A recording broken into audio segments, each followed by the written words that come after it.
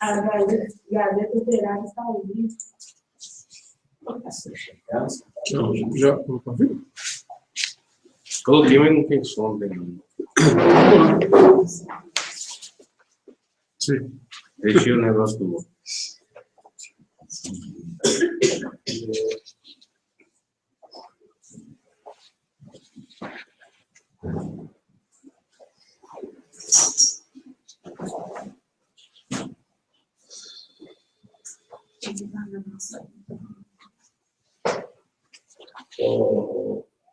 Alejandro, Floridsvaldo nessa semana, não? Só no final? Ele vem agora na segunda junto com o menino, né? Sabe esse? Segunda que vem? Sim, e vem com o rapaz lá de São Paulo. Mário.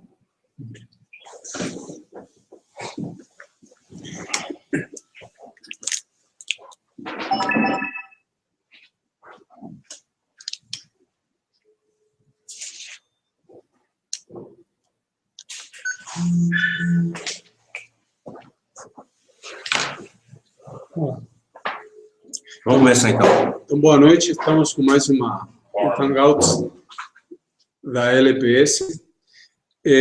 Com o assunto hoje seria o golpe avança e Temer, Lula e o regime político como um todo se encontra na corda bamba em cima dos ataques do imperialismo. Esse seria o assunto. Nós temos aqui, basicamente, 3 ou 4 pontos fundamentais, que passam primeiro pela avaliação da condenação de Lula, segundo, a questão da corrupção, terceiro, a questão da crise econômica e, por último, a questão da atuação do movimento operário e especificamente do PT. Então, vamos começar, em primeiro lugar, pela questão da condenação de Lula. Há uns dias, Lula foi condenado pelo juiz Sérgio Moro, da Lava Jato, a mais de 9 anos de prisão e a 7 anos de cassação de direitos políticos. Agora, primeira questão que deveria ser avaliada em relação a essa condenação, antes de ver o que implica, o contexto em que essa condenação aconteceu.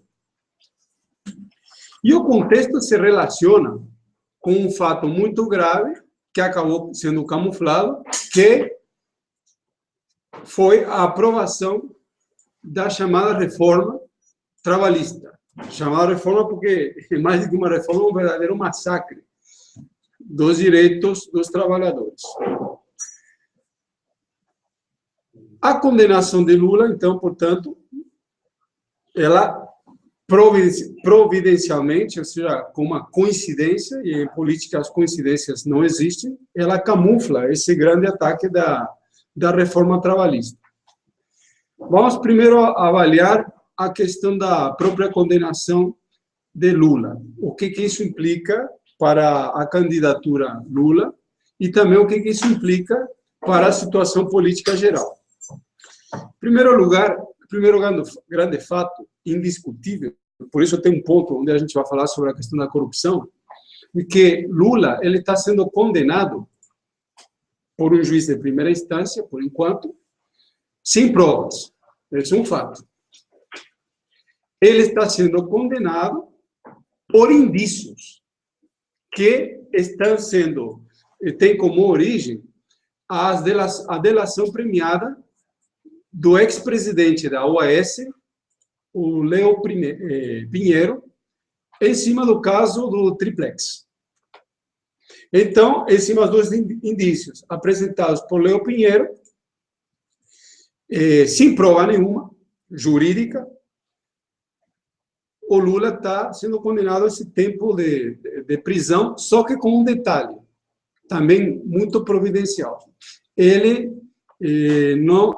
Contra ele não foi declarada a prisão preventiva, que também é um fato que chama atenção, principalmente quando comparado com as demais condenações que o juiz Sérgio Moro aplicou contra outros elementos, principalmente do PT.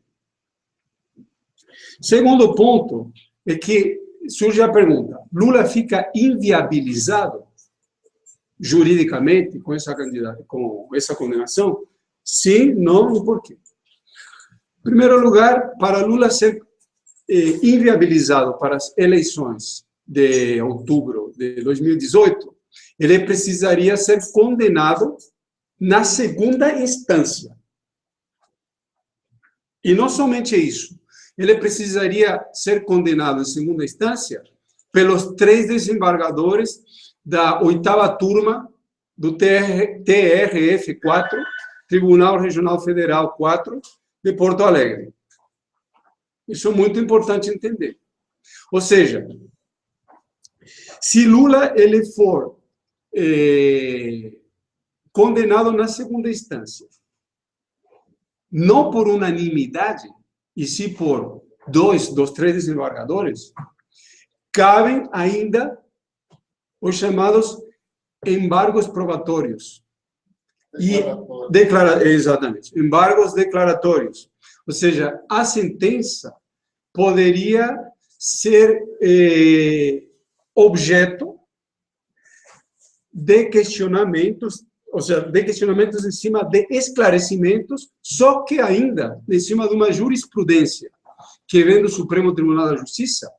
Esses embargos declaratórios poderiam ser também produzidos de maneira infringente. O que significa isso? Com a possibilidade da própria sentença ser mudada.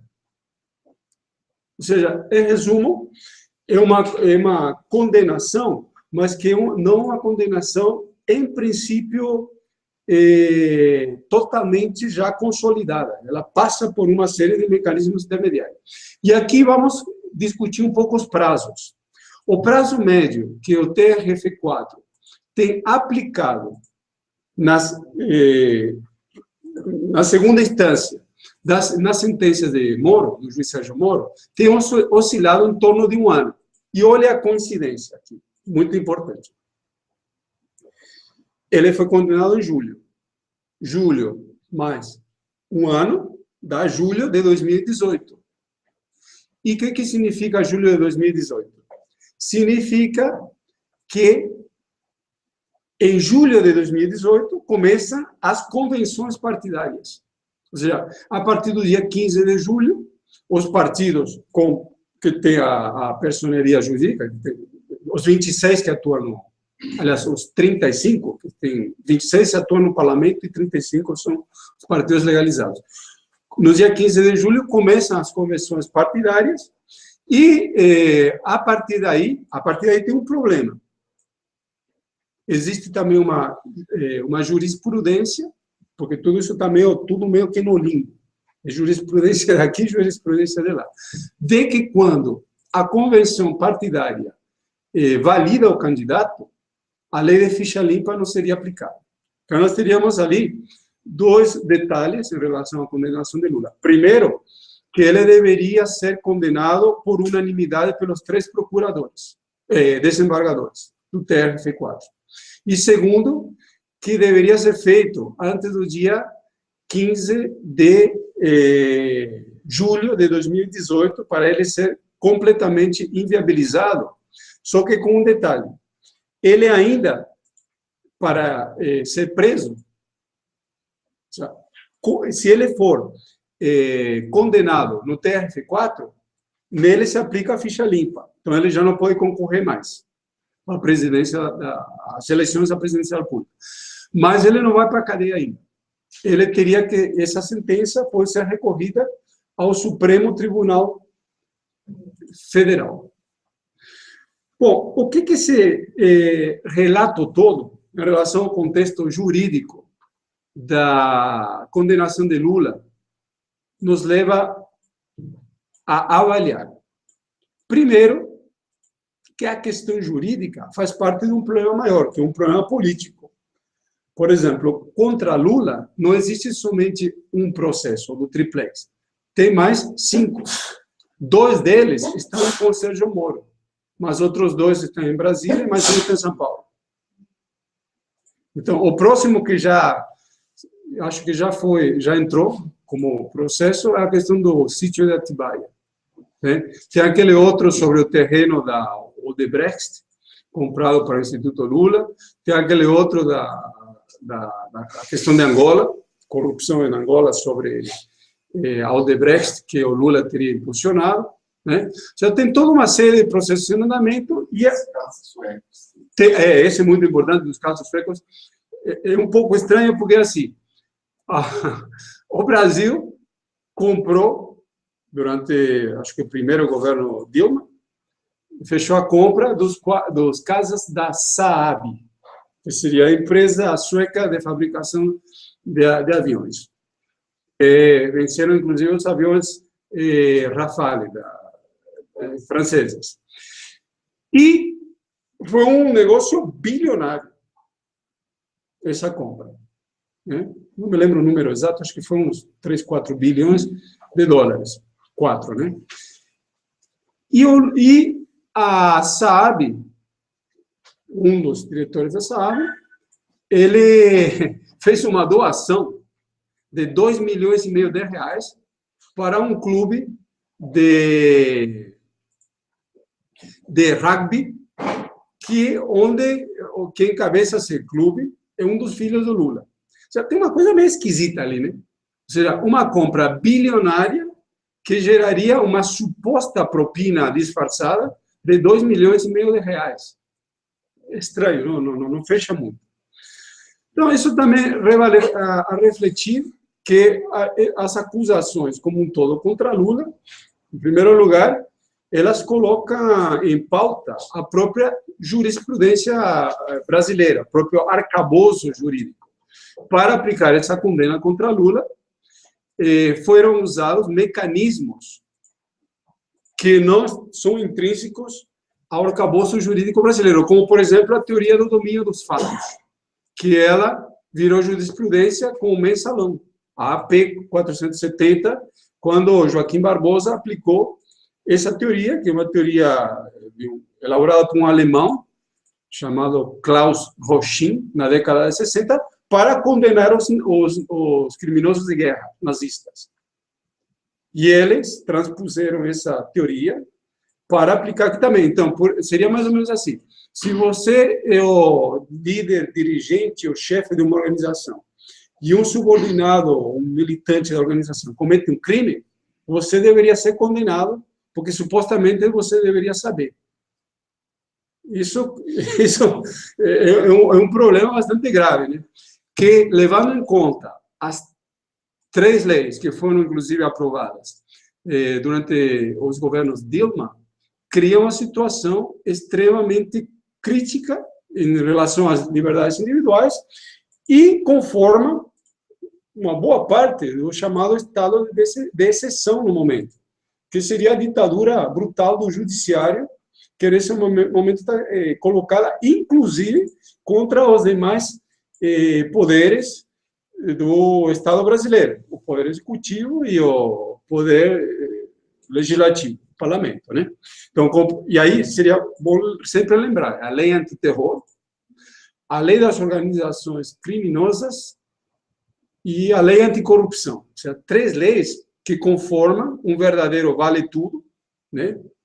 E um grande ponto muito importante aqui é assim, se eles estão fazendo isso contra Lula, obviamente que há um problema político especial com relação ao PT, que é a evolução do golpe, etc., etc. Isso poderá ser aplicado contra qualquer cidadão em qualquer momento. Inclusive, está em discussão, num dos projetos que está em andamento no parlamento, aprimorar, entre aspas, ou seja, endurecer a lei antiterror, tirando a cláusula que faz uma exceção em torno dos movimentos sociais. Ou seja, os movimentos sociais também poderão ser criminalizados como terroristas. Levando em conta que se a especificação de que um crime pode ser terrorista, considerado terrorista, por exemplo, alguém inventa de quebrar a janela de um carro, na empolgação de uma passeata, ou sei lá, incendeia um negócio com lixo, alguma coisa assim, como acontece.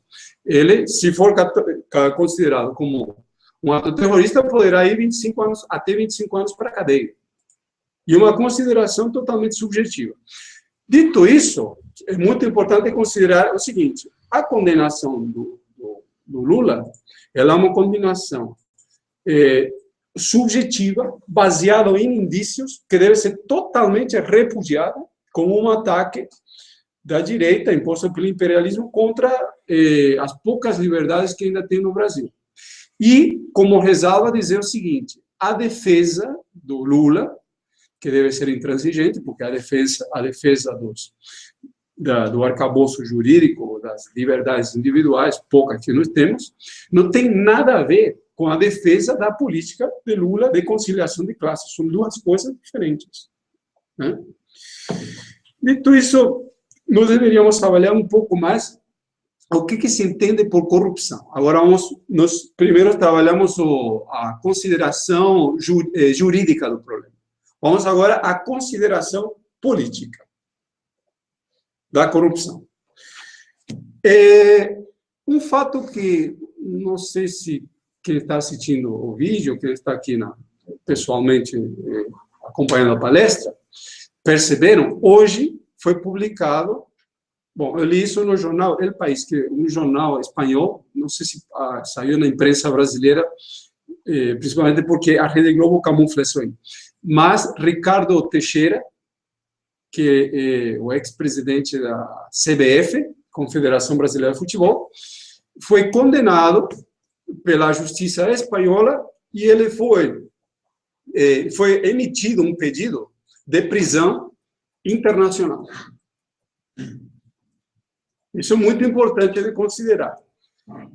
Nós já tínhamos avaliado nas últimas duas palestras o caso da Rede Globo. O que isso aí significa? Significa que há mais um passo adiante contra a Rede Globo nesse momento. Mas, como existe uma crise muito grande no regime político, você tem de um lado os ataques e do outro lado você tem também uma série de mecanismos de defesa. Nenhum ataque ele passa batido, digamos assim. O que está em jogo em relação à Rede Globo? Bom, que essa denúncia contra Ricardo Teixeira, ela se relaciona com aquele monte de empresas laranjas que a Rede Globo criou em conluio com figurões da FIFA, que envolve aquele outro ex-presidente do Barcelona, que eu me esqueci o nome, mas a gente já tem falado sobre ele, e vários outros, inclusive João Avelange. Essas investigações já estão vindo desde 2009. Quem está encabeçando isso é o FBI, né?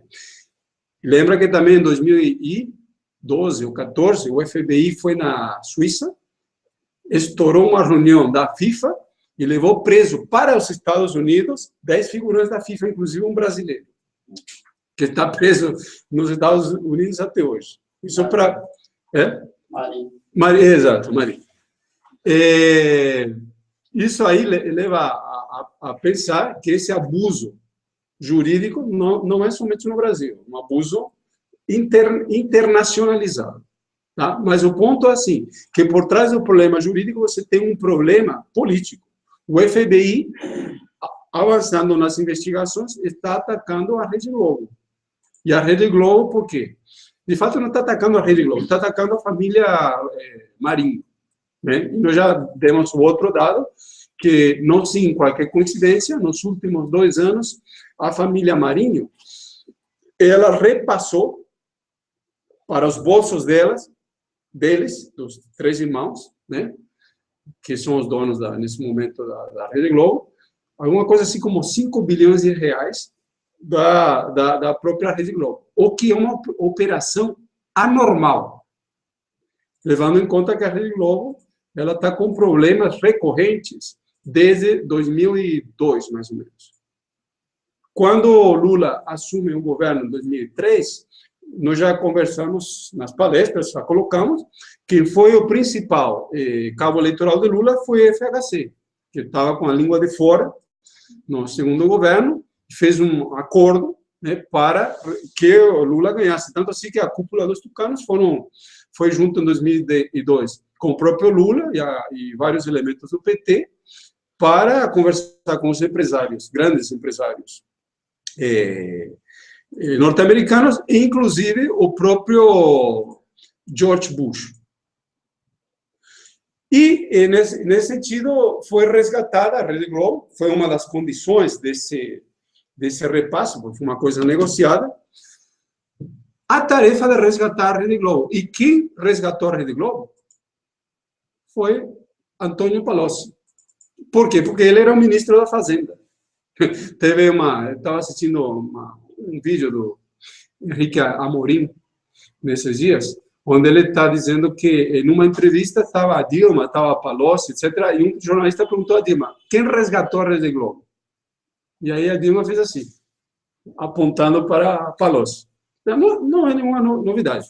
A Rede Globo foi resgatada pelo primeiro governo do PT, depois, no primeiro governo Dilma, mais para o final, a Rede Globo se engasgou de novo, e Dilma, não no final, no início, Dilma depois fez 2 coisinhas, uma repassou um fluxo de dinheiro bastante grande em matéria de publicidade para a Rede Globo, ou seja, houve um outro resgate, e por mecanismos próprios, fraudulentos, como, por exemplo, os relacionados com os 300 milhões não me lembro se eram reais ou dólares, acho que eram reais, né, que com multa e correção se tornaram mais de 650, a Rede Globo conseguiu colocar para baixo do tapete essas multas, que poderiam ter criado um impacto enorme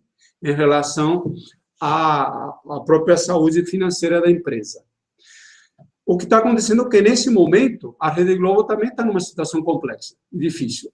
E, por isso, está a colocação. Não é normal uma empresa, numa situação difícil, fazer esse repasse para as contas pessoais dos donos. Não é normal. Só numa situação de que eles estejam, evidentemente, caindo fora do negócio.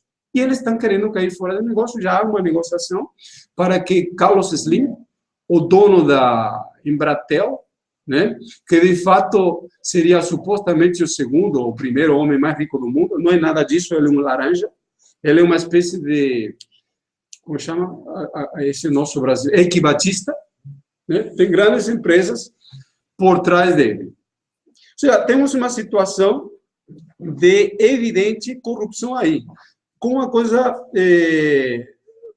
outros fatos bastante interessantes, como, por exemplo, outro fato que poderia ser mencionado aqui é o acordo de leniência dos bancos. Palocci, olha que fato interessante aqui. A Lava Jato, que supostamente é a paladina da justiça, da luta anticorrupção, inclusive com um parêntese aqui, tem partidos de esquerda que apoiam a Lava Jato, não veem que é um instrumento do imperialismo. PSOL já tem tirado declarações públicas sobre isso, PSTU também, o que é um fato extremamente vergonhoso. Quando Palocci, na última vez que ele foi ouvido pelo juiz Sérgio Moro, disse que ele tinha muito a declarar, muito a denunciar, e que daria 1 ano de serviço para a Lava Jato, ele foi ignorado pelo juiz Sérgio Moro, que é uma coisa super estranha. E, nesse sentido, por que ele foi ignorado? Porque ele tinha muita coisa a dizer sobre os bancos e sobre a Rede Globo. Aí há uma pressão da extrema-direita e do imperialismo para que ele vai devagar com os bancos e com a Rede Globo e que ele concentre as denúncias contra o PT, contra o PMDB, principalmente. Nesse sentido, é muito importante também lembrar que os bancos fizeram um acordo de leniência junto ao Ministério Público Federal, só que independente, aliás, não junto ao Ministério Público Federal, junto à Procuradoria-Geral da República, passando por fora da Lava Jato. A segunda operação desse estilo que está sendo feita por fora da Lava Jato, depois das denúncias da JBS, que, conforme a gente já tem dito, são denúncias que pegam todo o espectro político e, portanto, representam uma verdadeira implosão do regime político brasileiro, uma declaração de guerra. Nesse sentido, falando de declaração de guerra, enquanto veio a pressão do imperialismo para acabar com o regime político atual, houve uma reação. Temer, por exemplo, ele acabou encabeçando essa reação, como nós vimos nos últimos dias, na Comissão de Constituição e Justiça, contra as denúncias do Procurador-Geral da República, renúncia que levaria ao impeachment do Temer. E ele acabou soltando emendas e uma série de coisas, ou seja, esboçou uma reação. E esse esboço da reação reflete que, se de um lado há pressão, do outro lado há contrapressão. Obviamente, de um lado você tem o imperialismo, e do lado de cá você tem o Temer e todo o espectro de centro do regime político, que ele tem como base material, principalmente as empresas brasileiras, grandes empresas. E aí ele tem um ponto de fraqueza, que essas empresas brasileiras estão praticamente todas na berlinda, estão praticamente todas sob fortíssimo ataque do imperialismo. Tanto assim que JBS, Embraer, Gol, a própria Petrobras, agora vão entrar os bancos, a Eletronuclear, etc., como empresas brasileiras não existe mais. Em várias delas já tem até inspetores norte-americanos, todos pagos com dinheiro das próprias empresas, que eles têm acesso a absolutamente tudo. E dessa maneira, acabou o segredo comercial. Se você, no capitalismo não tem segredo comercial, como empresa acaba. E mais se você tem um norte-americano ao mando do Departamento de Justiça norte-americano. Dito isso, nós precisaríamos esclarecer esse segundo ponto da exposição, que é justamente a questão da corrupção. Agora, uma avaliação política, em geral, até teórica do problema, saindo das questões factuais. O capitalismo, ele é um modo de produção, né, que ele se encontra na fase terminal. Todo o sistema, aliás, tudo, absolutamente tudo, nasce, cresce, se desenvolve, entra em decadência e morre. Não existe nada que não morra. Porque se existisse alguma coisa que não morre, como, por exemplo, a propaganda diz que o capitalismo nunca vai morrer, é eterno. Isso é absurdo, porque se fosse assim, somente existiriam duas coisas na história do universo, que é infinito, que nunca morre, porque tudo morre. Até o sistema solar, a Terra, tudo. Então, mas resulta que haveria duas coisas na história, não é nem história da humanidade, na história do universo, que nunca vai morrer, que seria o capitalismo e Deus.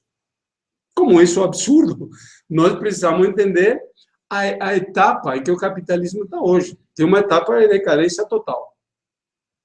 Já Lenin, no livro que ele escreveu em 1916, um livro muito famoso, que é o Imperialismo, Fase Superior do Capitalismo, ele dizia assim: o capitalismo, hoje, que são as grandes empresas, ele não se sustenta sem o que ele chamou de capitalismo de Estado, sem o controle do Estado. Nenhuma empresa grande dessas 30 mil empresas que são controladas pelas 157 famílias que dominam o mundo tem condições de funcionar sem controlar o Estado e principalmente os recursos públicos. Isso é muito importante. Isso o que quer dizer?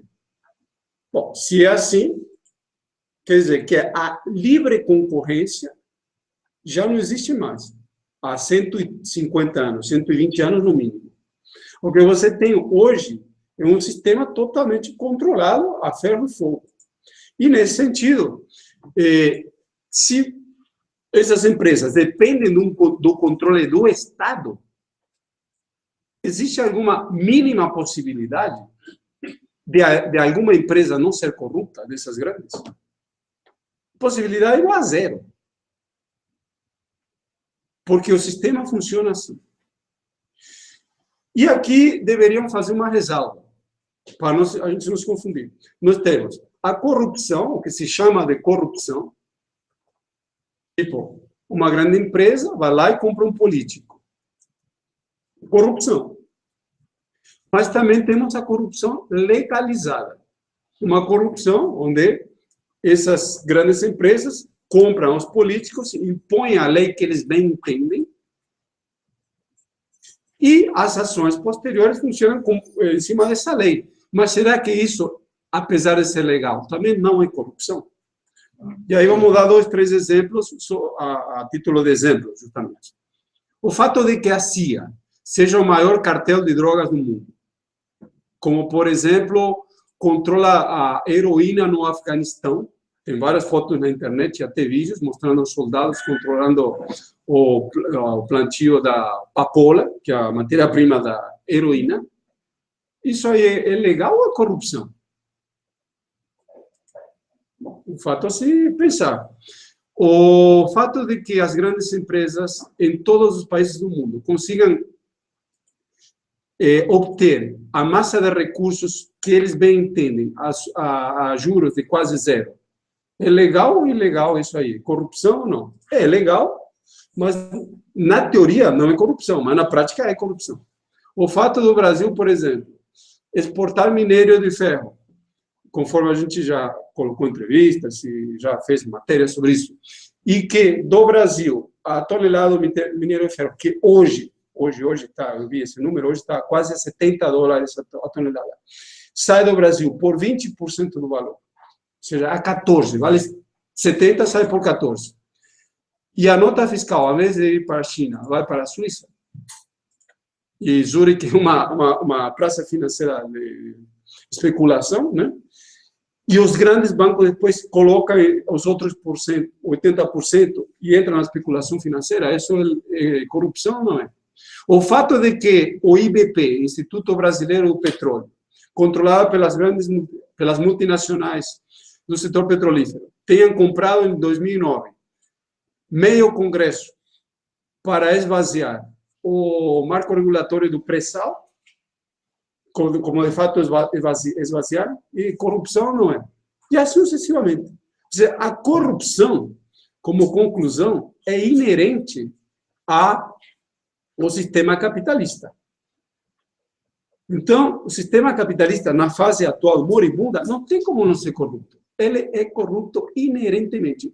A corrupção que está se mostrando hoje é a corrupção, muito importante lembrar aqui, das empresas nacionais sobre os políticos brasileiros que são parte do sistema político colocado em pé em 88, pela Constituição de 88, como o fim da ditadura militar. O que nós deveríamos avaliar aqui, portanto? A propaganda da corrupção que está colocada é a corrupção contra um setor de empresas ou de capitalistas por um outro setor que está impondo digamos, desmantelamento e praticamente implosão das empresas nacionais, vem dos Estados Unidos. A delação da JBS, a gente já tem denunciado com toda uma série de informações, ela não foi obra da JBS. E hoje, não lembro se foi hoje ou ontem, surgiram mais dados sobre esse negócio. Segunda-feira. Segunda-feira, tá, ontem. Então, que dados saíram? Existia um acordo de leniência ou seja, de delação premiada, entre a JBS e o Departamento de Justiça norte-americano. E eles apertam duro, inclusive porque a JBS já tinha quase se mudado para os Estados Unidos. Abriu 53 fábricas, ou 56, por 17 bilhões de dólares, emprega 90 mil pessoas, então já se transformou em uma empresa norte-americana. E qual foi a denúncia que apareceu na imprensa ontem? Existia uma armação entre o FBI, a CIA, o Departamento de Justiça e a JBS nos Estados Unidos para fazer uma armadilha contra Temer. E a armadilha era o seguinte: Temer iria na cobertura que Joesley Batista tem em Nova York, e aí eles iam colocar grampos, vídeos, não sei o quê, e o que o Joesley Batista fez no Brasil, eles iam fazer nos Estados Unidos. E tudo com a cumplicidade do Procurador-Geral da República. Ou seja, o que fica super claro com essas informações, que agora já não são mais suspeitas, são coisas todas comprovadas, né? Digamos assim, com base, elas mostram que se trata, essa questão da corrupção como todo, se trata de um grande esquema armado a partir dos Estados Unidos, principalmente contra o Brasil como um todo e contra principalmente os trabalhadores. Agora, um ponto muito importante: se eles, por meio da delação premiada da JBS, que surgiu no início de maio, foram contra todos os partidos políticos brasileiros, não somente o PT, denunciaram PMDB, PSDB, DEM, PSD e assim sucessivamente, né? Se eles estão fazendo isso, nós devemos lembrar que na política não existe vácuo. Se eles tiram esses partidos, porque alguma coisa eles querem colocar no meio. Isso é extremamente importante de ser entendido e remete a duas perguntas, que seriam os dois próximos pontos a avaliar. Primeiro, por que eles estão fazendo isso? E segundo, o que eles vão colocar no lugar? Vamos responder essas duas perguntas. A primeira é um pouco mais complexa. Por que eles estão fazendo isso? Eles estão fazendo isso por conta da crise capitalista mundial. Conforme a gente já tem repetido muitas vezes, existe uma queda vertiginosa dos lucros no mundo. Dos lucros de quem? Dessas 30 mil empresas controladas pelas 157 famílias. A gente já tem dado esse dado, que não é nosso, é da revista The Economist, uma revista que tem 170 anos de vida e que funciona como um dos principais observatórios dessas grandes famílias, dessas grandes empresas. A queda do lucro de 25% coloca em risco até as próprias empresas. E no Brasil, muito importante, esses lucros não que caíram 25% nos últimos 5 anos. Muito importante entender isso aqui, viu? Para entender o Brasil. Para entender, inclusive, a luta sindical. Caíram 32% nos últimos 2 anos. Ou seja, o dobro, o triplo, sei lá o quê, do que a média mundial. Por isso que a gente diz que o Brasil se encontra na linha de frente da crise capitalista mundial. O que significa essa crise capitalista mundial? Significa que essas famílias ou conseguem conter essa crise e passam a conta para alguém, ou dão um jeito de alguma maneira, ou elas vão à bancarrota. Detalhe, essas famílias, essas grandes empresas, elas não vão à bancarrota. Elas vão fazer o que for possível para salvar esses lucros. Isso é muito importante se entender. A crise mundial é gigantesca e eles já estão fazendo loucuras, coisas muitas vezes desesperadas, para controlar a queda dos lucros. No mundo, na América Latina, no Brasil, nos Estados Unidos. Mas uma coisa que nós devemos entender aqui também é o seguinte: essa ação principalmente do imperialismo, elas são ações extremamente contraditórias. Devido à grande crise que existe, Eles vão, voltam, eles tentam uma coisa, depois tentam outra, em cima de uma linha geral que é salvar os lucros. Então, nos Estados Unidos, por exemplo, a taxa de lucros veio abaixo. Isso é grave. Tão grave assim que eles colocaram o Donald Trump para ele começar a atuar como presidente por meio de decretos. O que aconteceu quando Donald Trump começou com aquele discurso mais violento contra os trabalhadores, contra os imigrantes, gerou um movimento de massa nos Estados Unidos que estava paralisado. Então, eles deram uma espécie de marcha ré. E a situação ficou tão na defensiva que, outra vez, não me lembro se hoje ou ontem, teve, acho que foi hoje, teve uma votação, a segunda tentativa de acabar com o Obamacare, que seria, lá nos Estados Unidos não tem educação pública, também não tem saúde pública. O Obamacare seria a versão norte-americana de saúde pública. O que é? O governo paga para, acho que nesse momento está em 35 milhões de norte-americanos ter o plano de saúde. Então, Trump queria tirar isso para começar para 26 milhões. Deixaria, portanto, 60 milhões de pessoas nos Estados Unidos sem nenhum tipo de cobertura médica. E cria um problema social. Como a situação de crise é muito grande, o próprio Partido Republicano votou contra. E isso foi bombado, a lei não passou.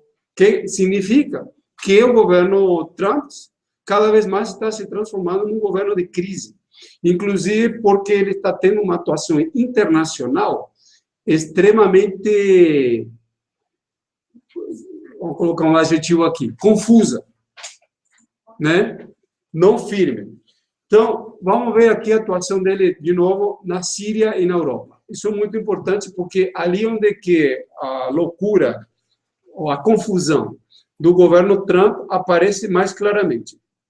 Na Síria, por exemplo, existe uma situação de enorme crise, gigantesca, e nós já avaliamos várias vezes o que aconteceu com a visita de Trump à Arábia Saudita, que deu pé logo em seguida à crise no Catar. Isso é muito importante de entender.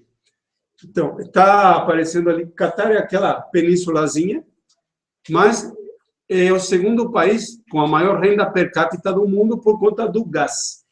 Talvez é bom deixar esse mapa, porque a gente vai explicar um pouco o que é a crise da Síria, o que é a visita de Trump, né? O que foi essa visita de Trump à Arábia Saudita. Oriente, essas grandes monarquias, que são as 5 monarquias do Golfo, e aí você, olhando o mapa, você tem Arábia Saudita, que é o grande país que tem no Golfo Pérsico. Você tem Emirados Árabes Unidos, está logo acima. Você tem Catar, Bahrein, 1, 2, 3, me faltou um quarto de 4, e Kuwait, está um pouco mais para cima. Né? Essas 5 monarquias, elas foram divididas pelos britânicos simplesmente para ter o controle do petróleo na região. E pelos Estados Unidos, eles são vistos como uma espécie de banco. Tanto assim que na última visita do Trump, o acordo de venda de armas foi por 380 bilhões de dólares. Porque como a economia não gira, eles fazem girar a economia de guerra. Não tem empresa sendo aberta em lugar nenhum, taxa de lucros cai, etc, etc. Bom, lá em cima do mapa, vocês estão vendo que tem a Síria. Aí aparece bem clara no mapa. A guerra toda na Síria, assim como toda a desestabilização no Oriente Médio, se relaciona com a guerra do gás. Como no vídeo está aparecendo o mapa, e não eu, então eu vou ficar em pé e vou mostrar algumas coisinhas muito importantes. Bom, presta atenção, que isso aqui vai esclarecer um pouco da crise da Síria e do que está por trás. Aqui no Catar, um pouco acima, existe o maior campo de gás do mundo. Logo em seguida, aqui no Catar, aqui não aparece no mapa, mas eu mostro.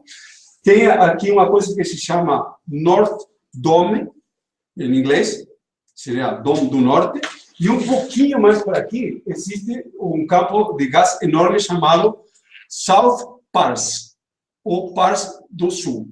O grosso desse gás é propriedade do Catar, e o que seria mais ou menos 2/3, e a terceira parte é do Irã, esse país grande que está aqui.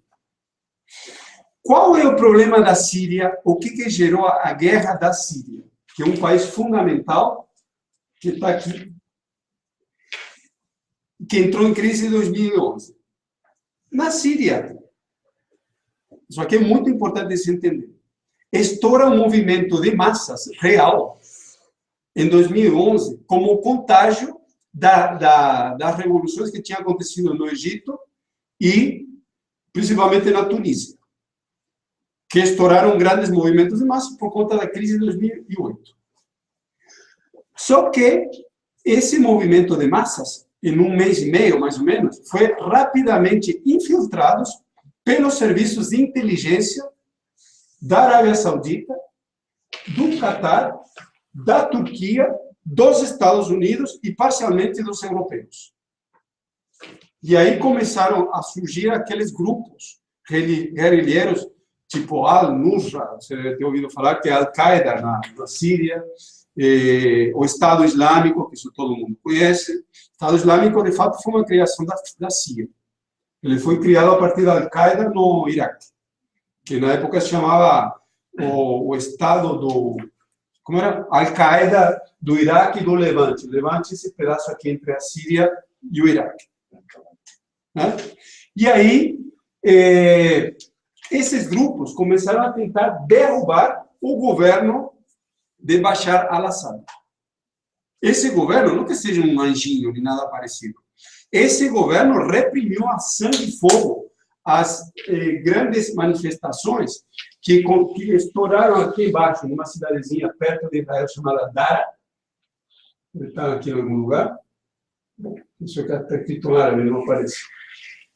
Mas tá aí, Dara. Estouraram ali, nessa cidadezinha. Depois, estouraram em outra cidade que está em cima de Damasco, em Homs e Hama. Cidades estariam por aqui. Aqui, Homs e Hama. E foram reprimidas pelos tanques com muita violência, morreu um monte de gente. Mas quando aconteceu isso, o governo deu uma recuada e ele emitiu mais de 100 decretos, 100, fazendo um monte de reformas, para tentar apaciguar a situação. O que acontece? Do outro lado, esses serviços de inteligência começaram a dar armas para esses grupos guerrilheiros e o negócio virou um caos total, que é o que está hoje. Mas por que virou esse caos total? Qual era o negócio por trás? Então, quando a gente avalia qualquer coisa, tem que avaliar a economia.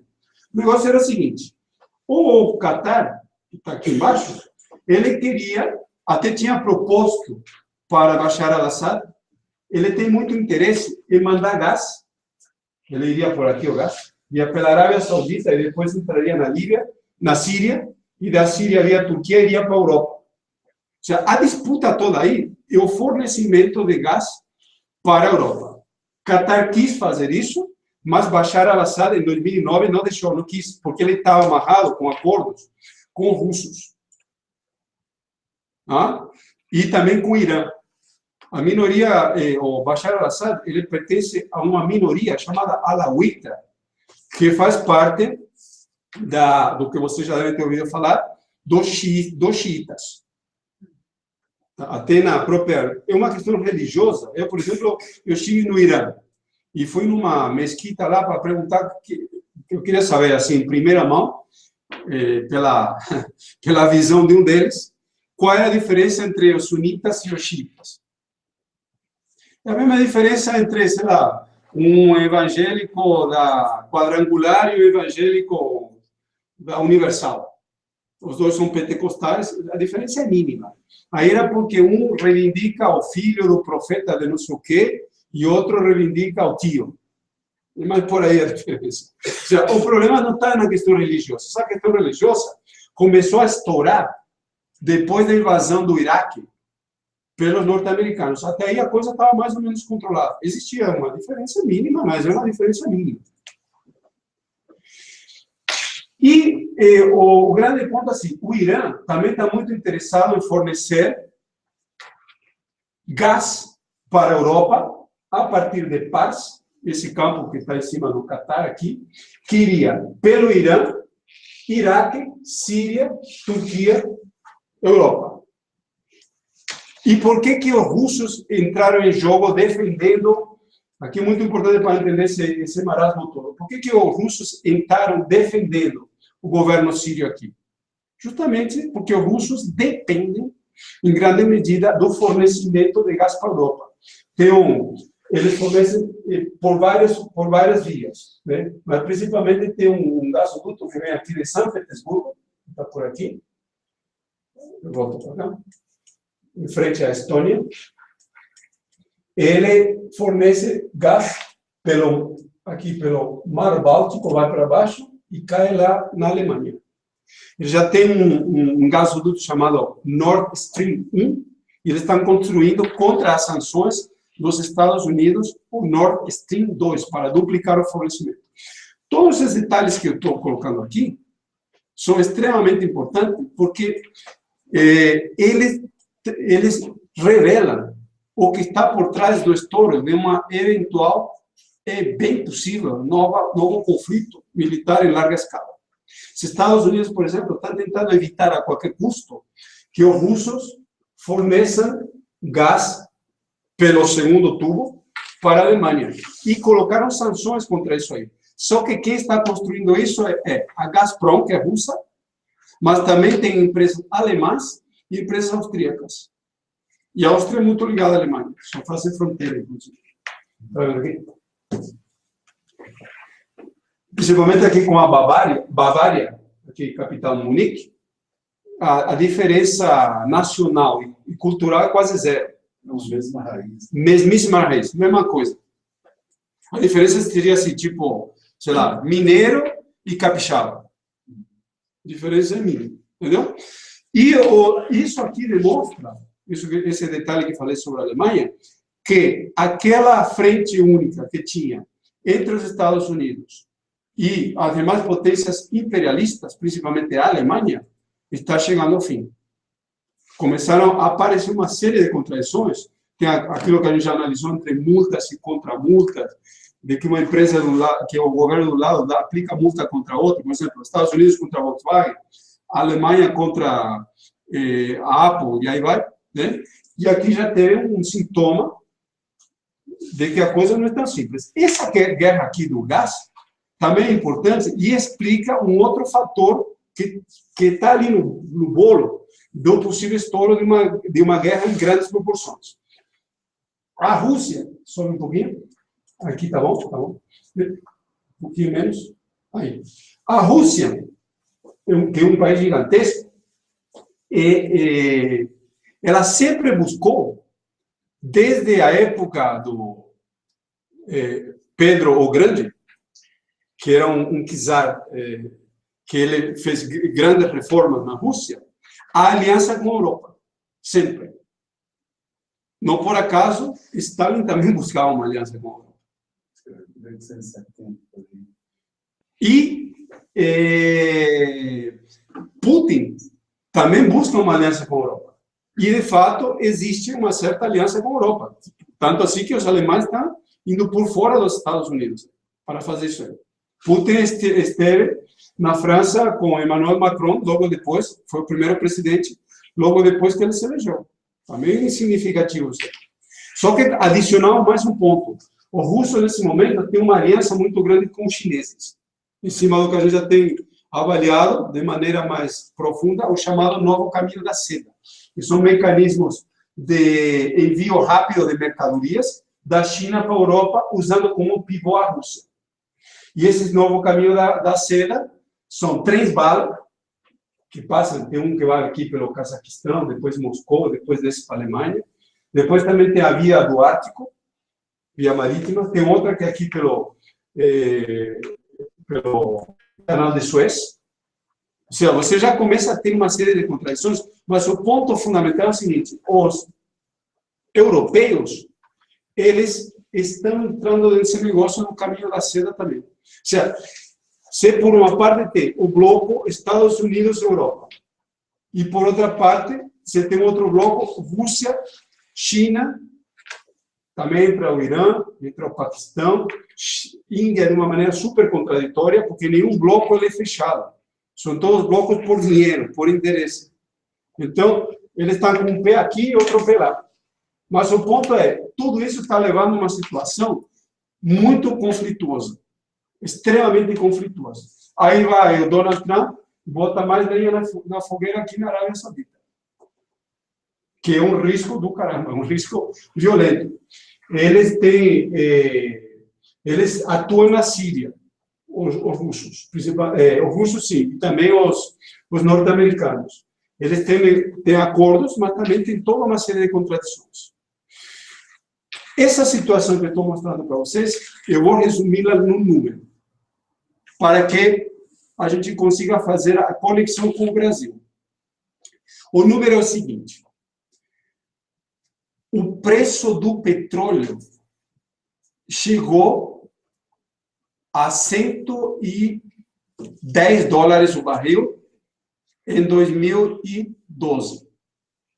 Aí, repentinamente, ele começou a cair. E ele está em $50, mais ou menos, um pouquinho menos hoje. Agora, o que tem a ver isso que estou falando com o Brasil? O preço do petróleo caindo. Existe uma política desses árabes aqui, em aliança com os Estados Unidos, a Arábia Saudita com os Estados Unidos, que foi colocado em pé em 1971. Qual é essa política? Os sauditas se comprometem a vender petróleo em dólares e os Estados Unidos se comprometem a vender armas para eles. E a partir daí surgem os chamados petrodólares. O que são os petrodólares? Precisa entender isso porque está na chave da crise do Brasil.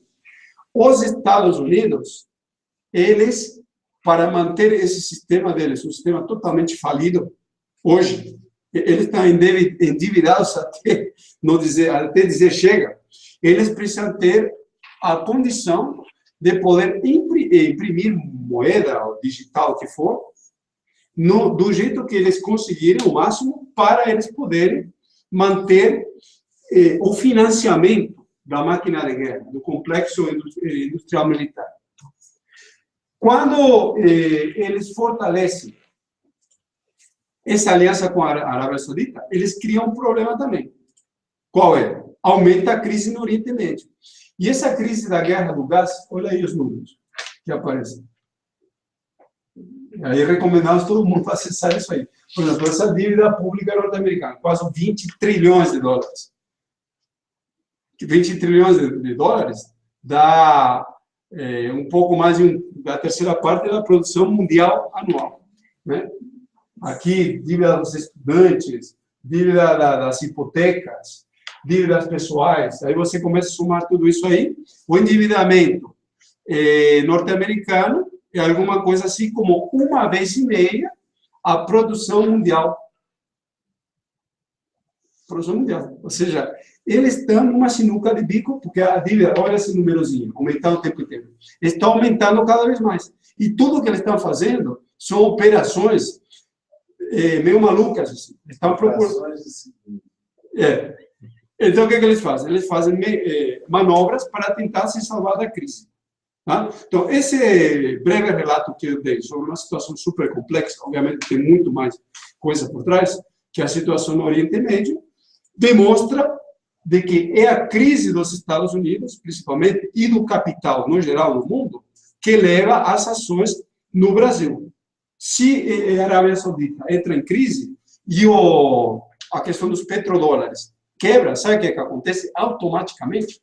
Isso aqui é muito importante porque a maioria, inclusive da esquerda, nem trata do assunto. É importante lembrar. Os Estados Unidos, com essa dívida gigantesca, que o Marquinho acabou mostrando ali nesse site, ele automaticamente precisaria criar outros mecanismos para manter aquele negócio funcionando. E qual seria o mecanismo? Sendo que não tem os petrodólares. O mecanismo seria a hiperinflação. E numa situação de muita crise, de uma guerra violenta aqui na Arábia Saudita, por exemplo, de uma hora para outra, a inflação nos Estados Unidos poderia passar dos atuais falsos, mas oficiais, 2,6% para, sei lá, 2.000% de inflação. No Brasil, poderia passar para uma coisa muito pior. Ou seja, nós temos aqui uma bomba relógio que ela se mantém desde que as condições atuais se mantenham. Mas se de uma hora para outra estourar alguma coisa que quebre esse mecanismo, a situação pode desbalançar por completo a economia mundial. E a saída da economia mundial, qual seria? De duas uma, que a gente já tem avaliado aqui.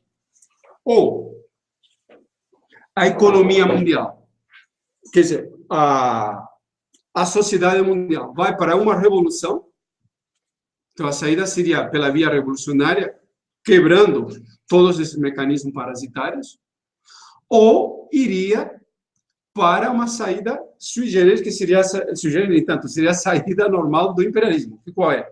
Militarizar a economia, e você militariza a economia para ir para a guerra. Nunca é mais, nunca vale a pena deixar de repetir, que militarizar a economia, o exemplo mais clássico não precisaria nem ser o do Hitler, pode ser dos próprios Estados Unidos, que eles fizeram durante a Guerra Mundial, quando eles entram na Segunda Guerra Mundial, em 42. O que eles fizeram? Transformaram as fábricas para produzir armas. E os trabalhadores se tornaram soldados. Um trabalhador que pense em fazer uma reivindicação, greve nem vamos pensar, porque isso é situação de guerra. Uma reivindicação, ele automaticamente será levado para a corte marcial.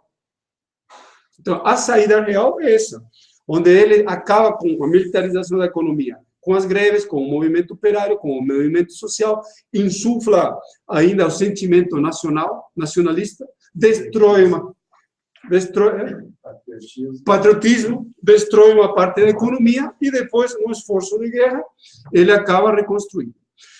Bom, para terminar, vamos abordar o último assunto. A questão da Venezuela, vou passar rapidamente. A Venezuela é um ponto que vale a pena sempre refletir, porque é o país que se encontra na crise mais grave na América Latina. Eu estive na Venezuela, foi um ano e meio, 2 atrás, quando, nas eleições de dezembro de 2015. A situação já era dramática naquele momento. O salário dos trabalhadores lá era de $25, né? Um desabastecimento brutal.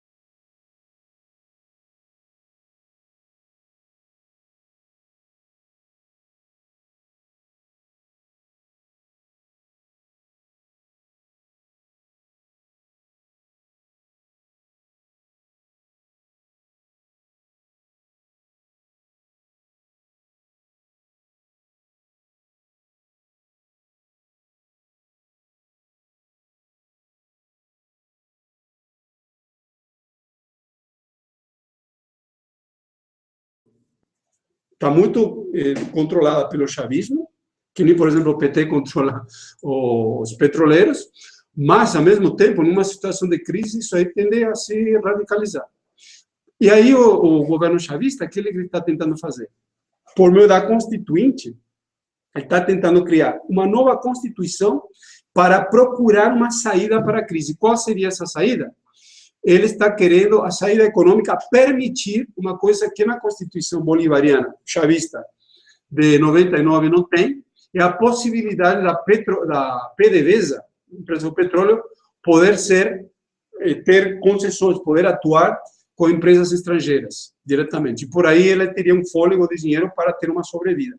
Essa seria a saída chavista. Só que o chavismo está todo rachado também. Tem alas de tudo quanto que tipo. Da mesma maneira que a direita está toda rachada. Então, está se procurando alguma maneira, um conchavo, para sair da crise, mas a situação é dramática. Não há uma saída muito clara. E se os sauditas voltarem a fazer o que eles fizeram há um ano e meio atrás, e principalmente o que eles fizeram em 86, a Venezuela explode. Vamos ver o que aconteceu. Em 86, os sauditas fizeram com que o preço do petróleo, que estava em $46 o barril, baixasse para 10. E essa é a verdadeira base da implosão da União Soviética. Digamos, não que seja a verdadeira base. Essa foi a cerejinha do bolo final. A União Soviética acabou por explodir, porque já estava explodindo desde a crise de 74, ou desde tempo atrás, com essa total queda da crise do petróleo. A União Soviética, nos anos 70, se direcionou para o petróleo e o gás, porque a economia já estava meio se engasgando. Via Ucrânia. Sim, exatamente. Bom, vista essa situação de crise na Venezuela, a crise no Brasil também é gigantesca. O Brasil, para esse ano, se espera que tenha um superávit comercial de 62 bilhões de dólares, que é o ultra-recorde mundial de superávit do Brasil, quer dizer, não mundial, do Brasil, de toda a história. Mas por que o Brasil está tendo recorde atrás de recorde comercial? Porque as importações estão baixas. Nesse momento, o Brasil nesse ano, deve importar mais ou menos 143 bilhões de dólares em mercadoria. Só que detalhe, há uns anos atrás, poucos, o Brasil importava 240. E por que o Brasil está importando bem menos? Porque a indústria está paralisada. Há uma recessão histórica no Brasil, só comparável com a recessão de 29, que deu lugar à Revolução de 30, que a esquerda da época, o PCB, nem sequer viu. Né? Para finalizar a exposição, só levantar a questão do papel, aqui vai uma reflexão, do papel que o principal partido de esquerda, o PT, está aplicando como política nesse momento. Isso é importante trazer os dados e fazer uma reflexão a respeito. O PT, em cima dos ataques que estão acontecendo, principalmente contra Lula, etc., está com uma política muito defensiva, extremamente defensiva.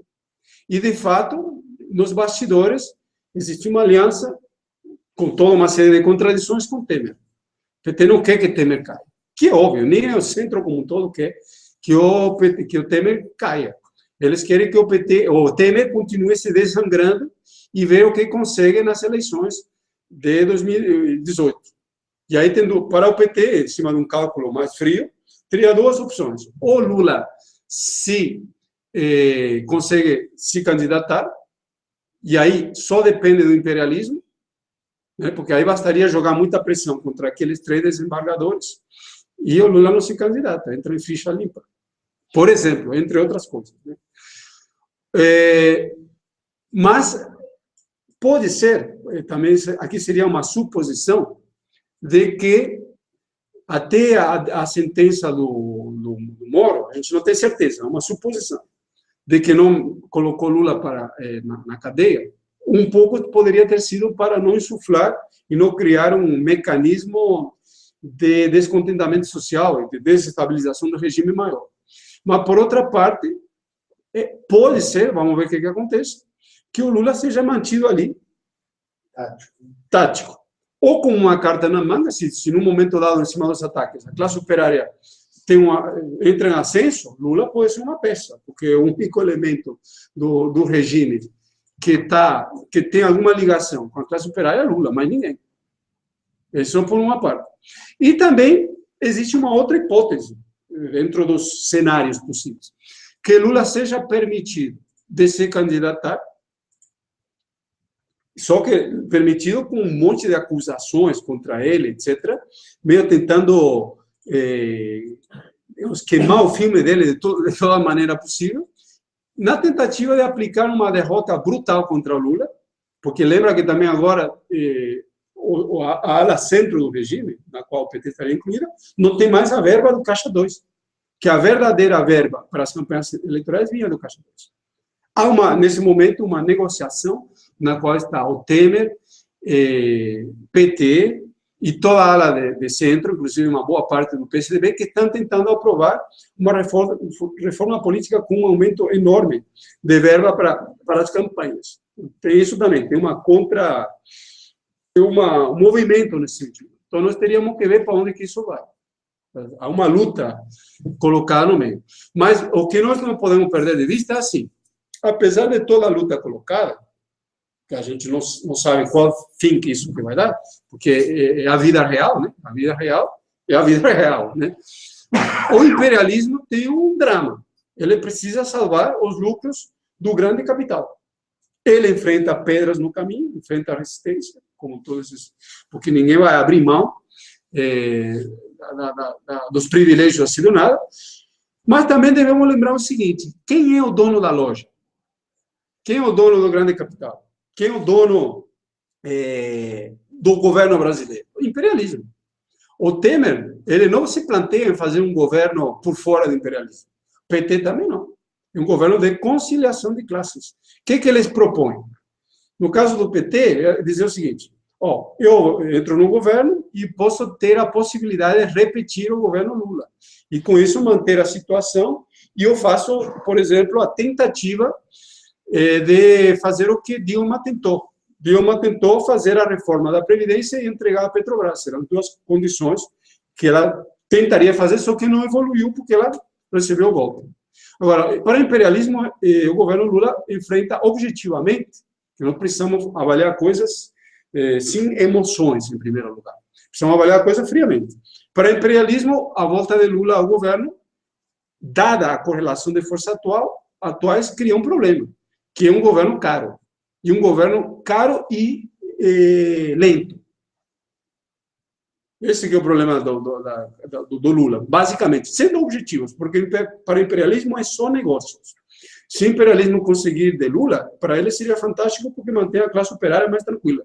O problema é que eles não estão conseguindo dinheiro para comprar um monte de sindicalistas, manter o PMDB mamando na teta, dando um contraponto ao governo do PT, que eles fizeram, e manter esse regime atual. Eles estão querendo varrer o regime atual e impor um regime mais duro que consiga aplicar golpes duríssimos contra os trabalhadores. E por que isso? Porque, perante os golpes grandes que vêm colocados contra os trabalhadores, existe o problema de quem que vai conter o levante. E, aparentemente, devido à dureza da crise mundial e a dos golpes, eles não estão muito confiantes no PT, nem no PMDB, nem nos mecanismos tradicionais de controle. Então, é um problema objetivo. Então, se o PT vai ou não vai, bom, lembrando que a gente não sabe se vai ou não vai, porque a vida é complexa. A vida pode ser que vá. Mas, ao mesmo tempo que uma coisa vai, tudo que vai gera um problema.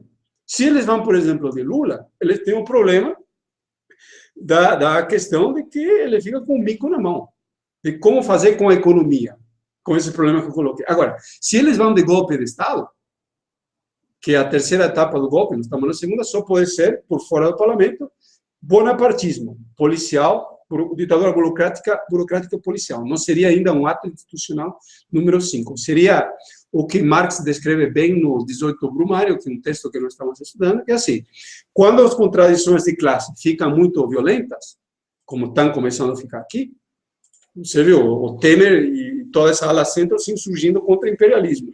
Já mostra que tem alguma coisa diferente.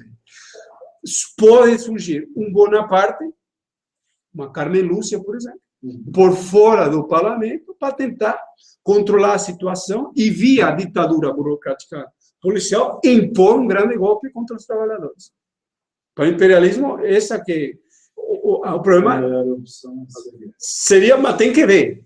A gente não digamos, está apontando para aí, mas temos que ver para onde que esse negócio vai. Por último, uma última definição.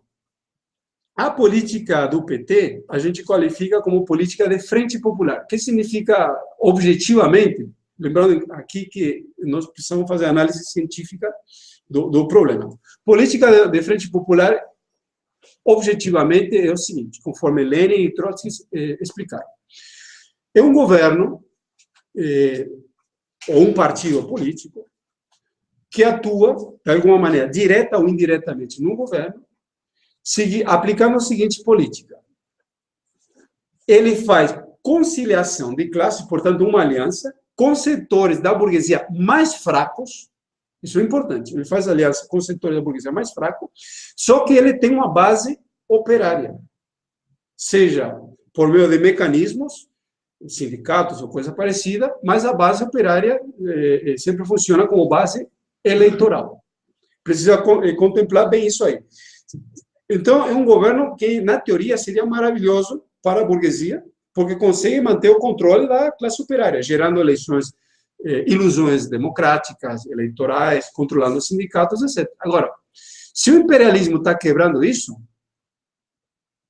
precisa fazer aquela reflexão que coloquei os dados. E aí eu volto à questão que eu tinha mencionado no início, sobre o processo de vida e morte, de tudo. Essa política de frente popular, ela se consolida no Brasil a partir de 1988. Sim, 88 e na eleição de 89. Quando na candidatura Lula aparece como vice um burguês super secundário, que era o Bissol, né? Que nem me lembro de que partido era, PSB, acho que era. PDT, não? PDT, Bissol, era do Rio Grande do Sul. Era um burguês secundário. Só que essa política de frente popular, que era muito forte no 89, com aquela até tinha hinos de Lula lá, que era a esperança, etc., ela tem um período de crescimento, chega nos governos do PT no ápice, aí é o ponto culminante, a política de frente popular é aplicada no governo, majoritariamente, sendo que também já era aplicada no governo do FHC. Porque o PT, principalmente a partir dos sindicatos metalúrgicos de São Bernardo, com a política das câmaras setoriais, acabou se incorporando ao governo do FHC. Esse é um fato. Ou seja, aí essa política, encabeçada pelo PT, já estava no governo de maneira indireta. Com Lula, ele entra no governo de maneira direta. Mas, como tudo na vida, um aspecto carrega o aspecto contrário. O PT se fortalece como governo e fica super enfraquecido na base de massas. Começa a se enfraquecer. Em matéria de militante, etc., não é a mesma coisa a militância que tem hoje, que é muito mais aparelhista, comparada com a militância da década de 80, por exemplo. Que aí você tinha militante mais encorpado, né? E é normal, seguir o processo. Então, depois do governo Dilma, ele já entra numa decadência grande. Então, já está numa etapa final de frente popular. Pode surgir uma outra frente popular? É óbvio que sim, dependendo da avaliação da luta de classe. Mas sempre, como reencarnação social não existe, na política não existe, essa frente popular vai morrer. E pode ser que surja outra. Então, fechamos por aqui. Sim. Tem algumas perguntas aqui feitas pelos internautas, depois nós vamos abrir para as pessoas fazerem também, Pedro Paulo. Tem algumas que eu acho que você já até respondeu, de uma certa forma. Você acha que a partir desse golpe pode surgir uma esquerda forte e revolucionária? Esse surgimento da extrema-direita terá como contraponto a esquerda revolucionária? Isso foi o André Monteiro. O Carlos Adão pergunta: a política da LPS se compara à política do PSTU, fora todos? No dia 20, em favor de Lula, a LPS vai estar presente ou não? Por quê? O Maurição... Tem uma da Venezuela, esse foi o Carlos Adão. Carlos Adão. Uhum. Isso. O Maurição está perguntando se o Rodrigo Maia chegar à presidência substituindo o Temer, ele pode tentar extinguir o MST, a CUT, o MST, o LCP, PCdoB, etc. Teve uma que eu acho que você respondeu: qual o verdadeiro motivo do desabastecimento na Venezuela? Tá. Tem o caso daquela empresa lá da Venezuela, Polar, Polar, para ver o que está metido nisso aí. Sim. Vamos responder isso aí? Vou responder bem rápido. Então, isso aí. Essa da Venezuela, quem que perguntou? Da Venezuela foi o André. André Monteiro. André, Legião Tá. Nova. Então, vamos lá. Essa da nova esquerda e da extrema direita, nós precisamos avaliar a situação também friamente, em cima da evolução da luta de classes. Quando o imperialismo declara guerra contra o regime político de centro, esse regime político colocado a partir de 88, ele quebra o centro e automaticamente, em cima dos ataques de capital, ele tenta fortalecer a extrema-direita. E a extrema-direita sempre corre casada do seu oposto. Seu oposto qual é que é? É a esquerda revolucionária. Sempre que vem grandes ataques, a esquerda revolucionária, mesmo que esteja como germe, tenta se fortalecer. Objetivamente, podemos dizer o seguinte: quando está tudo água parada, você tem uma ala centro mais firme.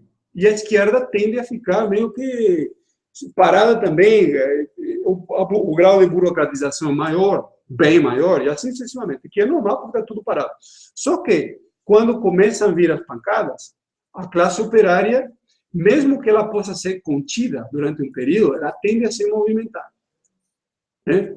E, às vezes, de maneira muito rápida, ela já evolui de uma situação de paralisia para a luta armada. E é normal isso. É uma ação defensiva, como aconteceu, por exemplo, na França e nos demais países que foram invadidos pelos nazistas e até na própria Alemanha.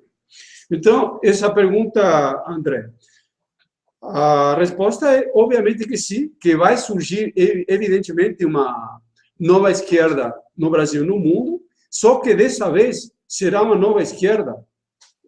Poderão surgir várias esquerdas, mas também vai surgir uma nova esquerda ligada ao movimento operário, porque os grandes ataques vão colocar a classe operária em movimento em escala mundial, inevitavelmente. Se ela vai ser derrotada ou não, é uma outra história. Pode ser que ela seja derrotada por uma contra-revolução, imponha o fascismo no mundo e vá para uma guerra. Pode ser uma hipótese. A outra é que ela não seja derrotada e as tendências revolucionárias continuam crescendo. Em cima disso aí, a luta pela construção do Partido Operário Revolucionário vai ficar muito mais forte em cima da mobilização operária.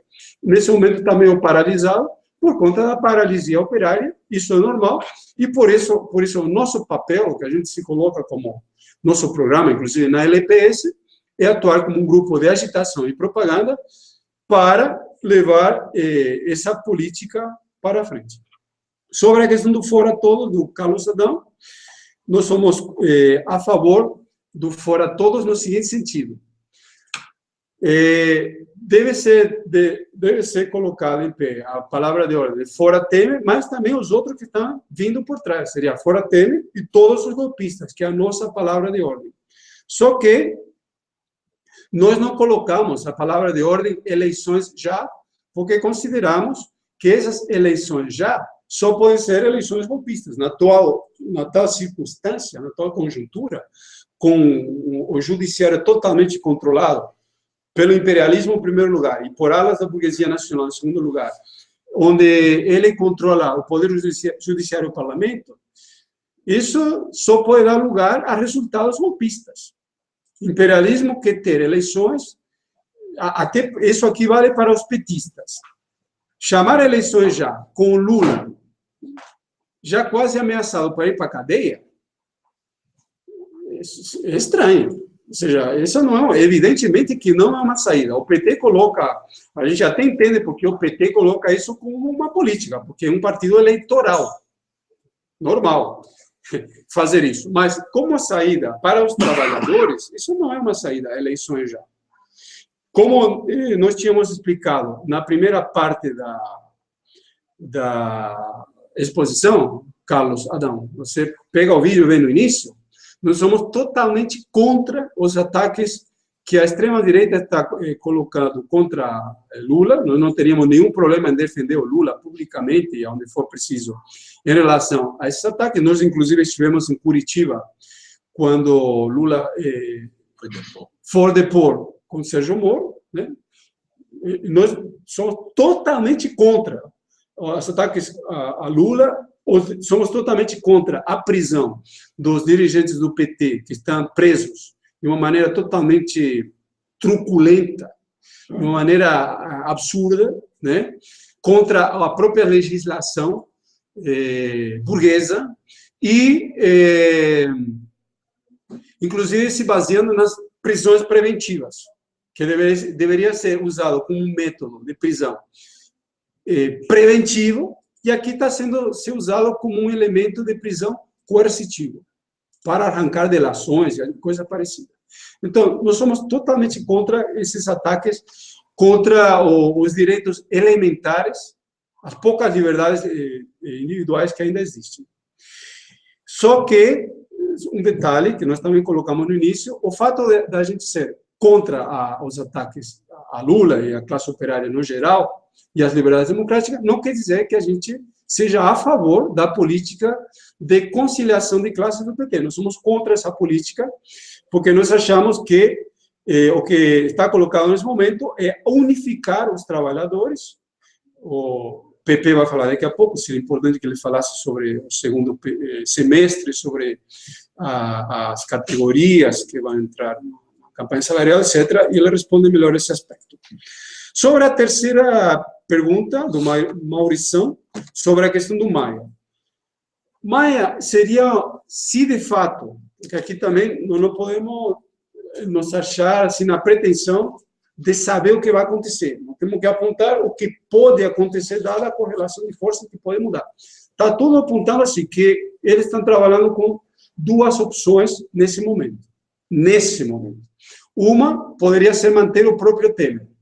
Só que envolve um pró e envolve um contra. Desestabiliza politicamente menos a situação. O problema é que a crise econômica pode levar a uma desestabilização maior. Então, esse é um cenário que eles estão jogando. Mas uma coisa que vai e volta. Então, não está muito claro realmente se eles estão cogitando isso como uma alternativa. Tem que ver, inclusive, qual vai ser a mudança que vai acontecer agora com a Raquel Dodge.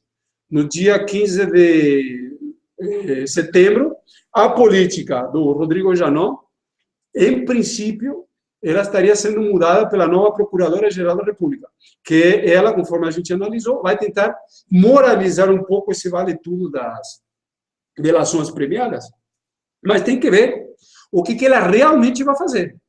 Porque, por exemplo, o relator da Lava Jato, Luiz Fachin, ele era um cara supostamente de esquerda, e virou um cara de extrema-direita. Então, depende para onde a coisa vai. Nós não sabemos. Se a crise apertar muito, pode ser que o imperialismo, sei lá, invente qualquer coisa ali. Pode avançar para dar um golpe por fora do parlamento. Se a coisa ficar hipercrítica, ele até pode arriscar um golpe militar. Mas tudo é um risco.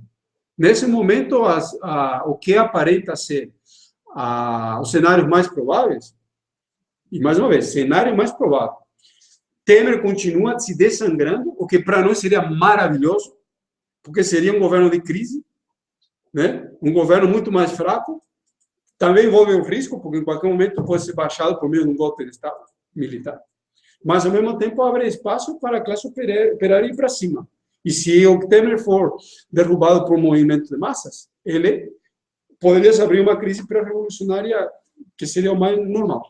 O Maia, que seria uma coisa mais direitista, ainda eu não acho que ele precisaríamos debater melhor o assunto, vai tentar extinguir os movimentos sociais. Ele vai tentar ir pelas beiradas. A extinção dos movimentos sociais, como um todo, estaria tarefa para um governo mais forte do que o Maia. Ainda esse vai ser um governo de crise, tem toda essa base parlamentar que vai continuar ali, que é uma base que exige fisiologismo, compra, etc. É isso que o imperialismo queria acabar. E, por último, bem rápido, sobre o desabastecimento, a gente já avaliou alguns meses ou anos para trás esse problema aí do desabastecimento, dando um monte de dados. O próprio governo venezuelano, ele é culpado por isso.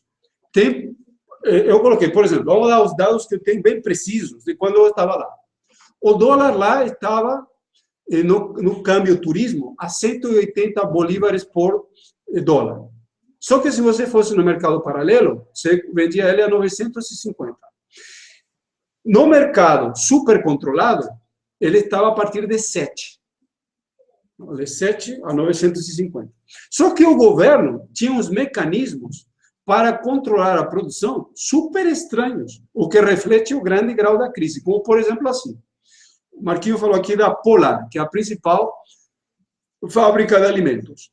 Ele tinha um dólar, alguma coisa em torno, não me lembro se era 20 ou 30 bolívares, né? Que ele usava para produzir uma parte da cerveja que ele produz e de outros bens de consumo. Uma parte. E ele era obrigado a colocar uma parte no mercado subsidiado. Que aí é uma parte do problema também, que o trabalhador, para comprar as coisas subsidiadas, ele precisava fazer filas enormes. Porque lembra, o salário é $25, que é nada. Né? Só que no mercado subsidiado, um quilo de frango, por exemplo, estava a 150 bolívares, que é nada. Com $1, com R$3, você comprava uns 10 quilos de frango, quase. Só que no mercado paralelo já subia para 2.000. Entendeu? Então, o próprio governo venezuelano, ele acaba incentivando o mercado negro. Uma parte dos militares são incentivados ao contrabando, para eles manter o exército mais ou menos controlado, já sabido por todo mundo que eles operacionalizam a parte do contrabando. Ou seja, por uma parte você tem a guerra econômica, tudo aí, 70% ou menos seria isso. Mas, por outra parte, você tem as contradições do chavismo gerando esses problemas. Portanto, o que você tem é a luta de classe se acirrando em todos os níveis lá. Certo? Passar a palavra. Eu acho, na sua exposição, ficou interessante quando você fala do novo caminho da seda, porque ele é China-Alemanha, né? Que a inversão do antigo caminho da seda, que seria Grécia-China, né? Via Turquia, isso aí. Quer dizer, é muito parecido a relação comercial, que depois, por Constantinopla, foi retirada. Então, é muito parecido. Nós precisaríamos de analisar justamente esse comportamento mercadológico. Acho que a gente não fez uma abordagem sobre isso. Obviamente que isso aí é uma sacada na relação comercial entre a mesma relação anterior entre a China e a Europa, mas que tira um grande pedaço do bolo aí dos Estados Unidos. Com isso, que tem a ver com a Rússia no meio, etc., a situação dos Estados Unidos fica muito mais complicada. Talvez aí também a necessidade de fazer um ataque brutal no Brasil, porque o Brasil é o agente principal de atravessar a mercadoria via Chile direto para a China, que estava 3 anos atrás colocado. Então, quer dizer, essa questão ela é muito interessante da gente analisar, só como um ponto de análise que eu acho que para a gente fazer uma caracterização melhor, no sentido de pesquisar todos os detalhes aí da crise capitalista, né? Então, fiz essa consideração. Uma outra observação dentro da análise que você fez, que eu acho que é interessante, A primeira frente popular no Brasil, que colocou o Lula no poder, o PT no poder, foi uma frente popular tradicional. Mas já o segundo mandato do Lula já não foi uma frente popular tradicional, porque já foi com o PMDB, que não é a sombra da burguesia, mas era a própria burguesia. Né? Porque a frente popular tradicional seria um pequeno partido da direita, como fiscal, digamos assim. Já no segundo, devidamente por causa do mensalão, provavelmente, o PMDB já entrou. Tanto é que o PMDB que controlou o segundo mandato do Lula inteiro. Então, provavelmente, aí já antes mesmo de 2008, já tinha toda uma manobra que podava o PT de dar um passo adiante, né, na política, até mesmo de, talvez pela própria situação já demonstrada,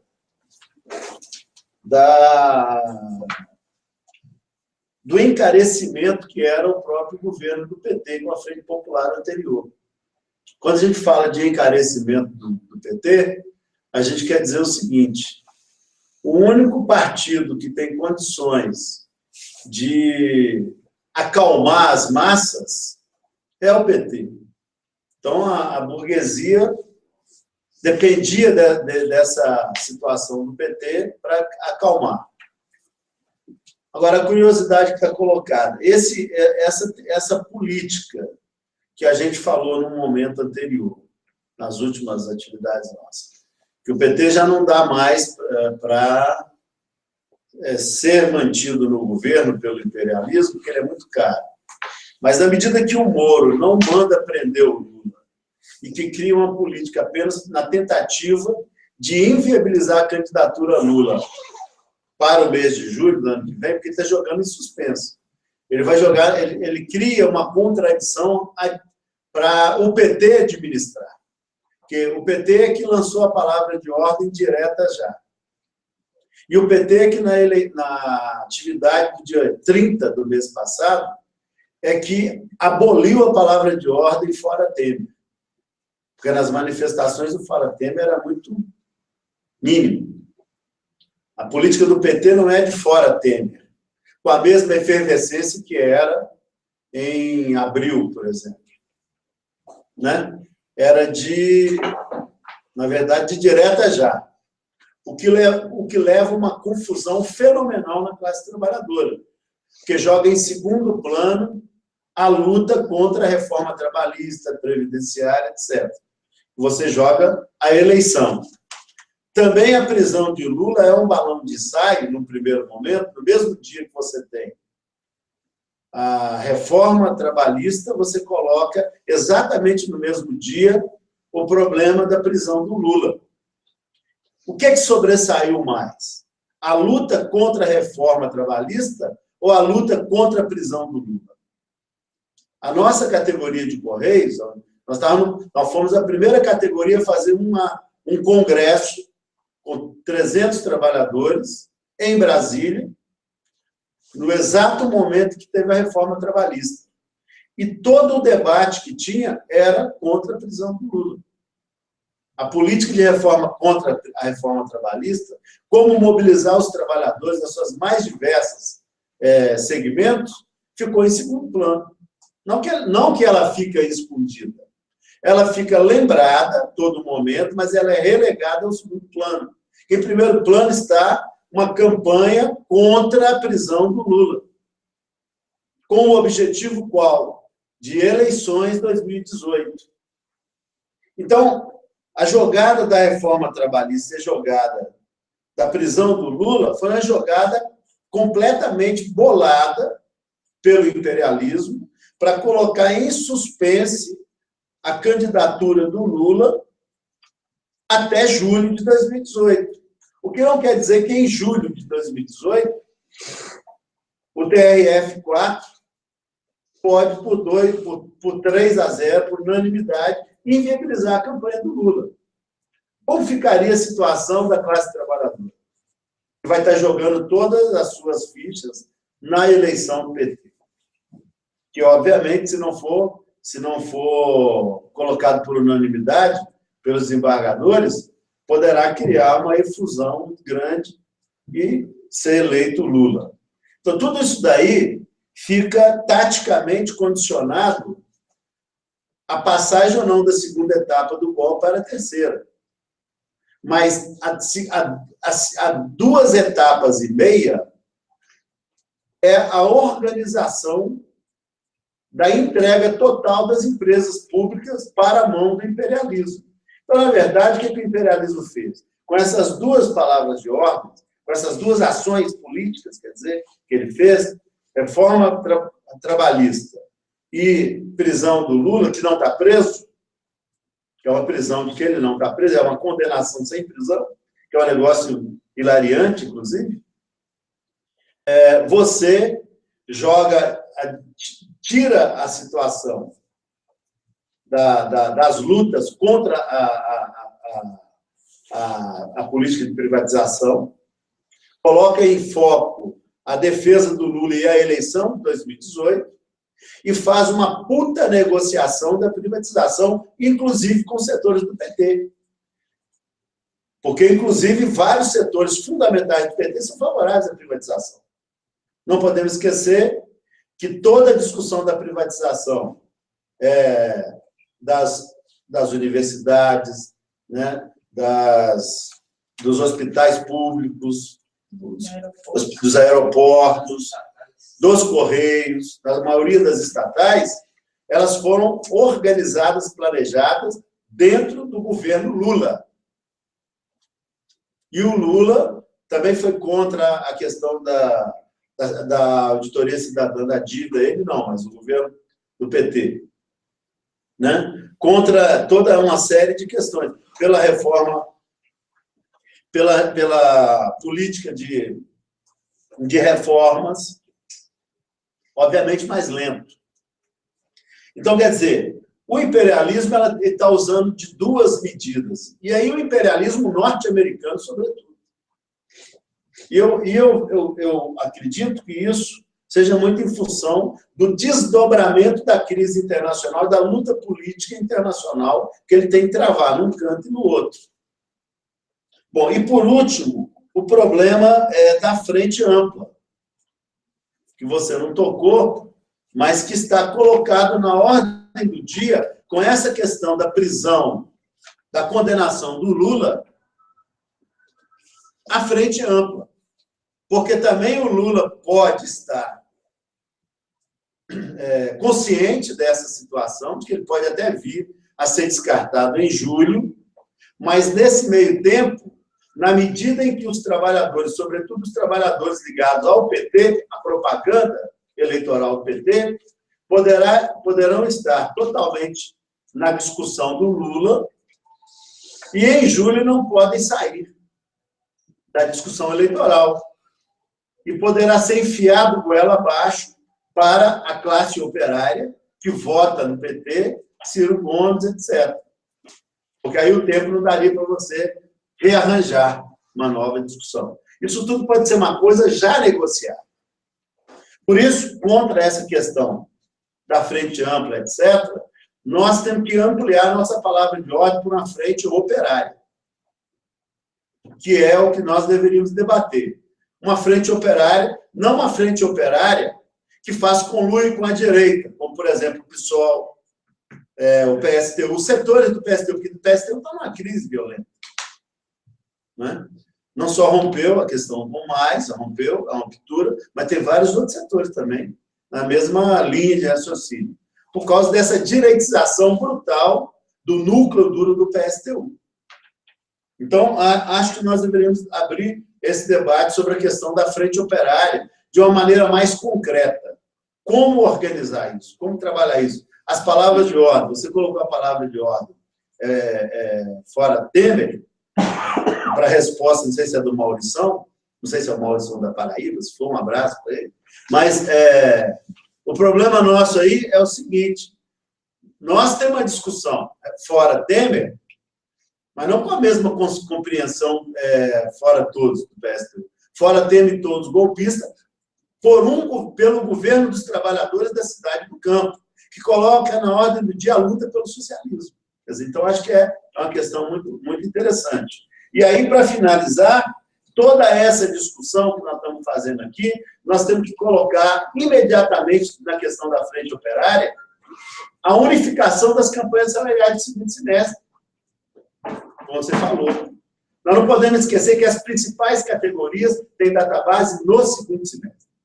Correio, bancários, petroleiros, eletricitários, metalúrgicos, setores portuários, grandes categorias nacionais, as maiores categorias nacionais.